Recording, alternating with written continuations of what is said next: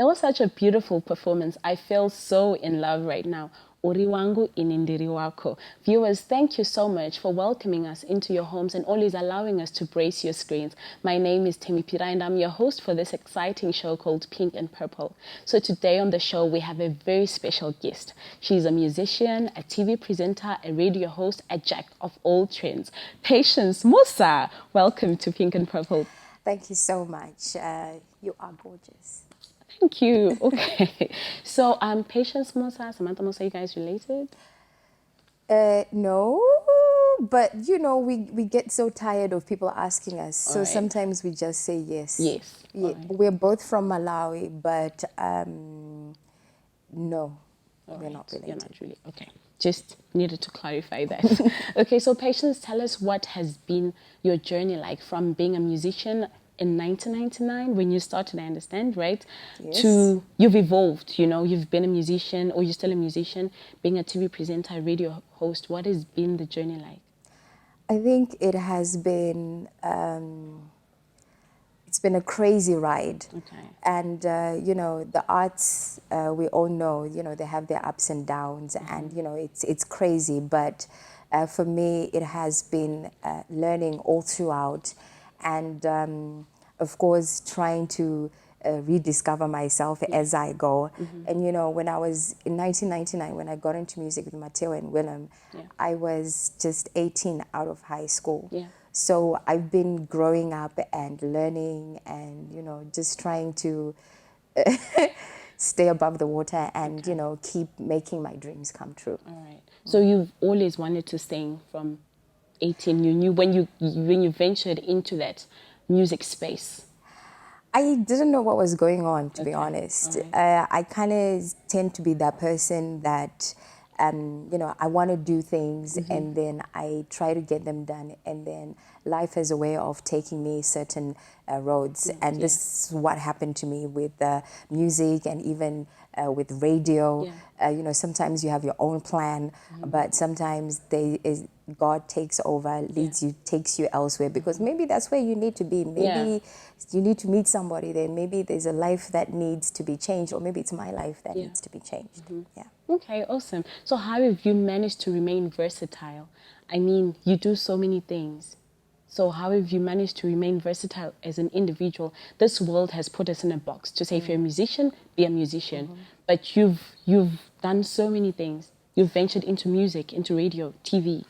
Because when I was younger, all I wanted to be honest, was I was going to be a lawyer, and I was going to maybe get into fashion design because I do come from an artistic family. But then I just wanted to be married to Michael Jackson. For me, that would have just, I'm just, so for me, that was going to be the highlight of my life. All right, Mrs. Jackson. But then there were other things that I loved. You know, I love reading, and there's so many things I can do, and I've always been painting, and I've always been drawing, and I was always writing songs from the time that I was very young. I didn't know this. I think it took my siblings to point it out, like, dude, you're always making noise in the house. Go out there, do something about it. But I didn't see it myself. So all of the times that I've made certain turns, it hasn't been necessarily because of me, but it has been because of the people around me who saw certain things in me and then pushed me towards that. So which is why it's important, you know, when they say, you know, the people you surround yourself with, you know, those people will either lead you, you know, the right way or the wrong way. Okay, awesome. We will take a short break right now as Patience Musa will tell us more about her journey in the music career.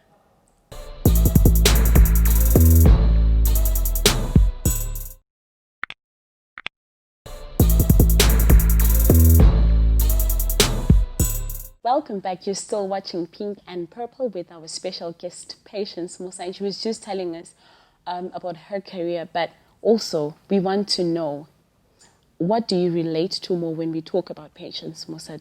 Is it Patience the musician, Patience the graphic designer, or Patience the radio host? Where would you fit yourself in one place to say, when we talk of Patience Musa, I want to be Patience Musa the musician? I think in a way I don't relate to any of those. All right. Yes. Okay. I know it sounds Also, weird and all it right. sounds like arty and stuff like that, but I actually don't. I think I relate to more of the patients that I'm going to be in the future. Wow, okay. Yes. So all these things that I'm doing, that I've done, I'll continue to do them.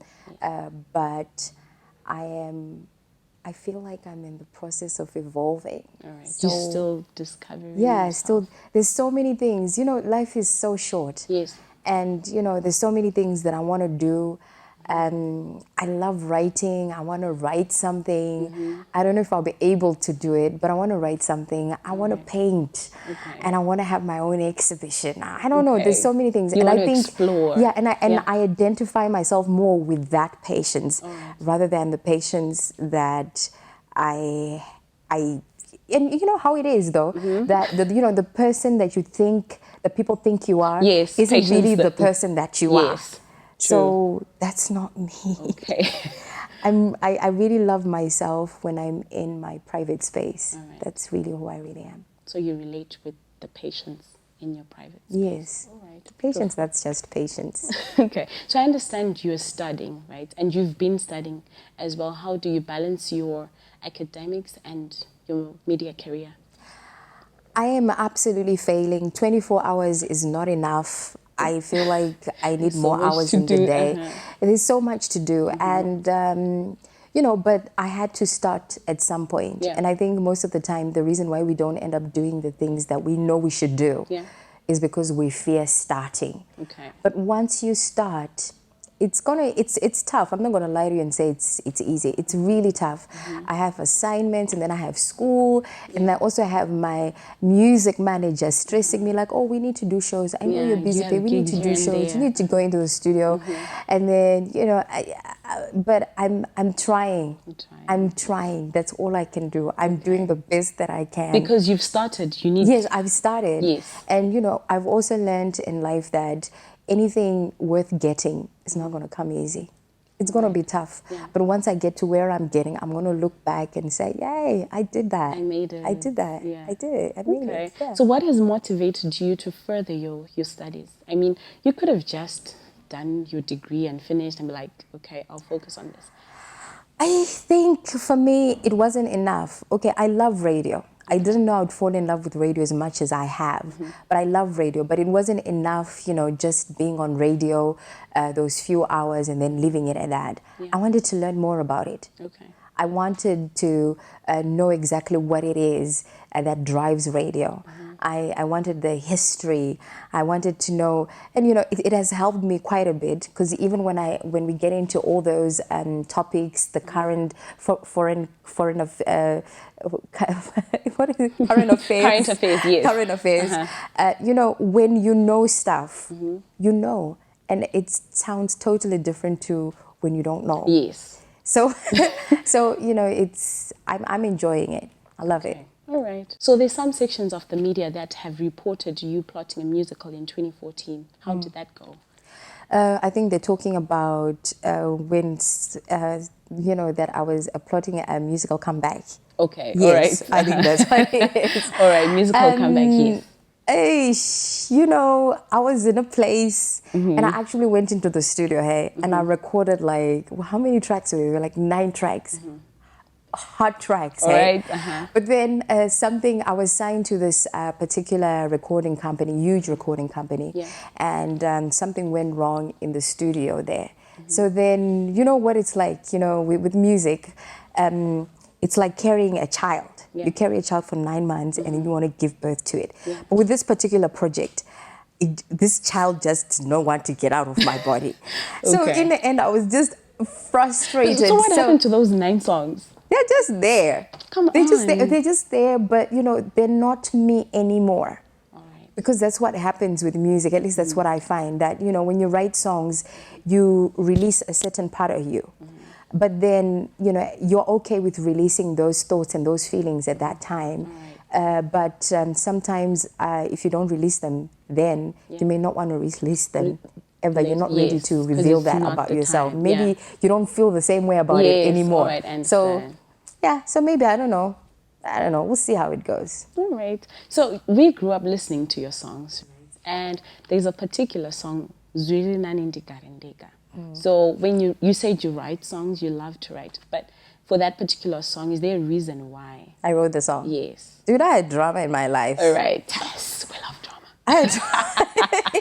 Look, I'm gonna tell you every single song that I've written. Okay. It's either something that I went through personally or something that, and sometimes you don't have to go through these things yourself. Sometimes you go through them through somebody else. Yes. Or it's something that I just watch from a distance. But with that particular song, person was driving me nuts. And I was just like, okay, I better stay I have alone. something I want to say. I don't think I've told him yet. It's been such a long time. I mean, we're still friends.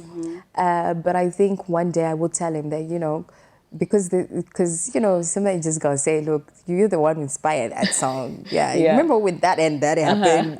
But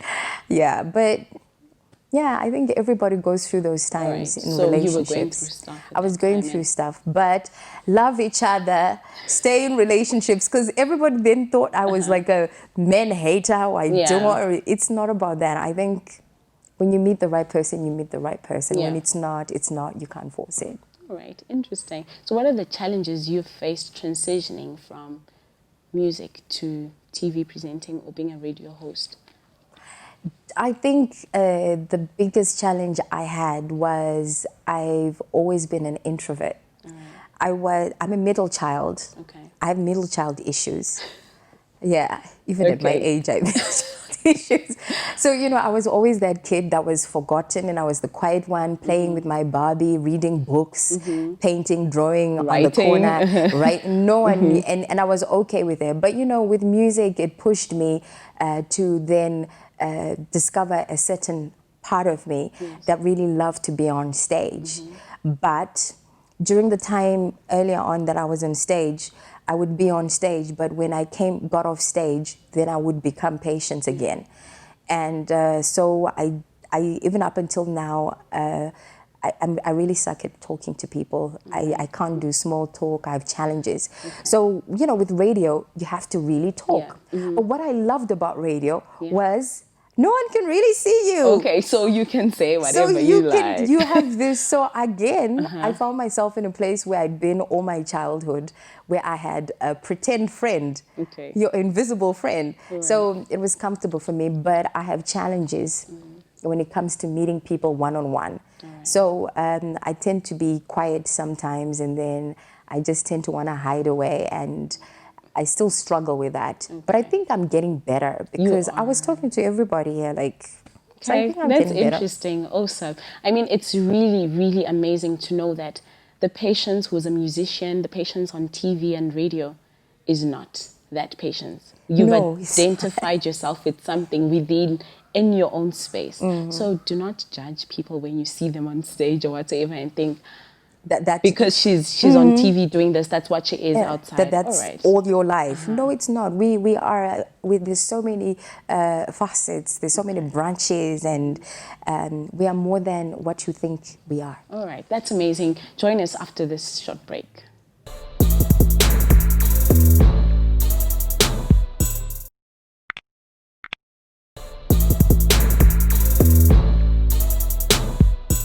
This is Pink and Purple, still with Patience Musa. So this part of the show is called Let's Play a Game. Okay. So you're going to pick a question here. Give it to me and I will ask you, right? Pick one paper, not cheating. Yes, good. Pick whilst looking at me. Great. So this is a twister challenge, right? Say, put the key... Okay. I can't say it as well. It says, put the chicken in the kitchen. Put the chicken in the kitchen. I want you to say it 3 times fast. Put the chicken in the kitchen. Put the chicken in the kitchen. Put the chicken in the kitchen. Put the chicken. Fast. Put the chicken in the kitchen. Put the chicken in the kitchen. Put the chicken in the kitchen. Put the chicken in the kitchen. Kitchen. Awesome, you got it. You have to be super psycho to get it right. Yeah, all right. And I'm psycho. Given an opportunity to commit a crime, what would that be? What crime would you commit? Whew. Do it. I've always had... No. Say it. Okay. Yes. Listening. I'll be the Robin Hood. I'll be the Robin Hood in Zimbabwe, and I would have like a track that I would play in the car after robbing like a bank. Okay. I'll be playing Nat King Cole. Nat King Cole, and then I would donate, and then I would go and drop off at an orphanage. In fact, I have a couple of orphanages in mind. So you have stolen for a good cause. Yes. Such a sweet robber. Another one. I hope you'll be thinking of other people. Well, you know, I also get myself a few pair of heels, handbags. Okay. But all right. So if you were given a chance to be anyone in the world for a day, who would you choose to be and why? Whew. Oh my. If I had to be anyone in the world for a day. You know, I don't like to envy other human beings because I know that, you know, things appear in a certain way from afar. But what I would really love to be for a day is I would want to be able to see the things that God sees. All right. I want to be able to see people as they really are. Okay. And be able to understand their stories. Yes. And be able to see why they are the way they are and how things can move forward, how I can change the world by understanding where they've been. Okay. Yeah. That's amazing. I think looking at people with God's eye, not with your eye. Okay, next question. Have you ever, girl, I'm had scared. a crush on your high school teacher? If you had, who was it? Tell us.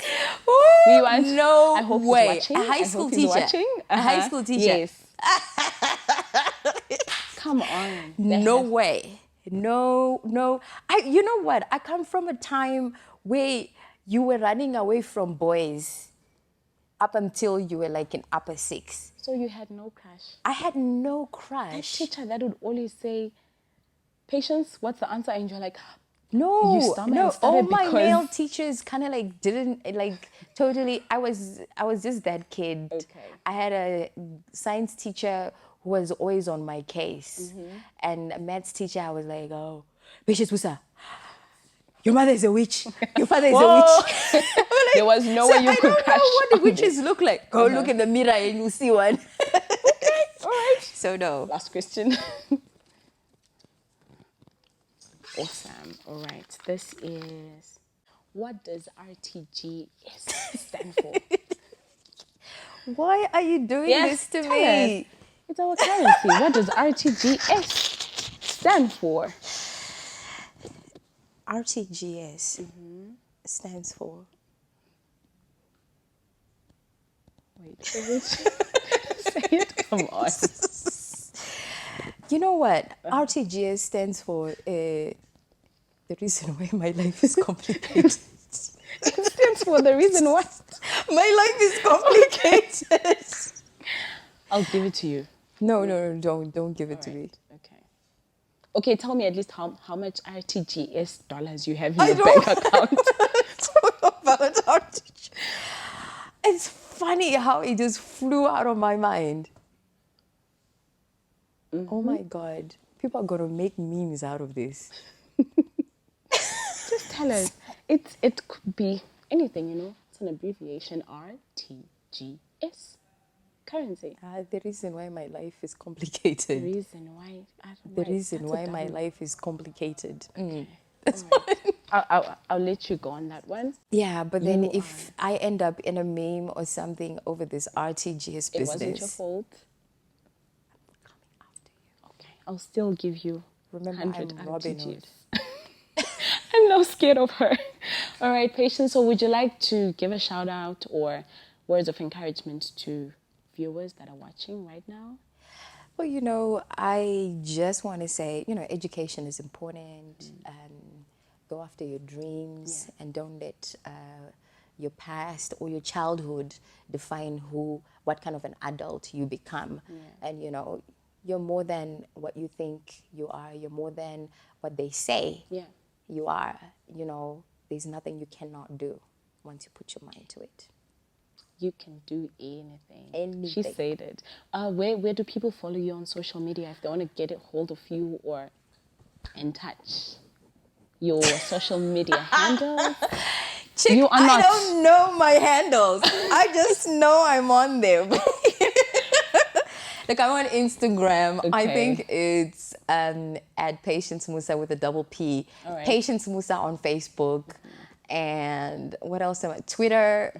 I think, what is my Twitter handle? You do use your Twitter page. I actually use it a lot more than anything else. All right. Just that, you know, I think let's say it's okay. It's senior citizen moments.